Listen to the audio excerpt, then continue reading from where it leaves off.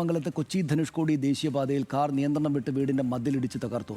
ഗുരുവായൂർ സ്വദേശികൾ സഞ്ചരിച്ചിരുന്ന വാഹനത്തിന്റെ മുൻഭാഗം പൂർണ്ണമായും തകർന്നു. കാറിലുണ്ടായിരുന്നവർക്ക് പരിക്കേറ്റിട്ടുണ്ട്. സ്ഥലത്തെ വൻ വളവാണ് അപകടത്തിന് കാരണമെന്ന് നാട്ടുകാർ പറയുന്നു. അബ്ദുൾ റഹീം വിവരങ്ങൾ നൽകും. റഹീം, വിശദാംശങ്ങൾ.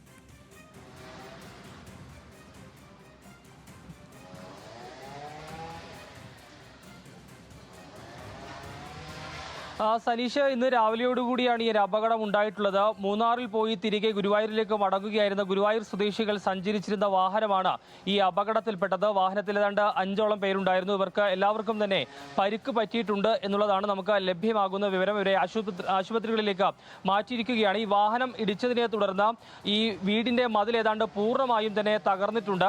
ഈ പ്രദേശത്ത് വലിയൊരു കൊടും വളവുണ്ട്. ആ വളവ് എപ്പോഴും അപകടങ്ങൾക്ക് കാരണമാകുന്ന ഒരു വളവാണെന്നുള്ളതാണ് നാട്ടുകാർ ഉൾപ്പെടെ പറയുന്നത്. നിവർത്താൻ ആവശ്യമായ അല്ലെങ്കിൽ ആ വളവ് ഒഴിവാക്കി റോഡ് പോകാൻ ആവശ്യമായ നടപടികൾ അധികൃതർ സ്വീകരിക്കണം എന്ന ഒരു നിരന്തര ആവശ്യം നാട്ടുകാർ മുന്നോട്ട് വെക്കാറുണ്ട്. പക്ഷേ ഇതുവരെയും അതിനെ ഏതെങ്കിലും തരത്തിലുള്ള അനുകൂലമായ നടപടികൾ ഉണ്ടായിട്ടില്ല എന്നുള്ളതാണ് നാട്ടുകാർ പറയുന്നത്. അതുകൊണ്ട് തന്നെ ഈ പ്രദേശത്ത് അപകടം എന്നും പതിവാണ് എന്നുകൂടി നാട്ടുകാർ പറയുന്നുണ്ട്. ഏതായാലും ആ സ്ഥലത്താണ് ഇന്ന് വീണ്ടും അപകടം ഉണ്ടായിട്ടുള്ളത്.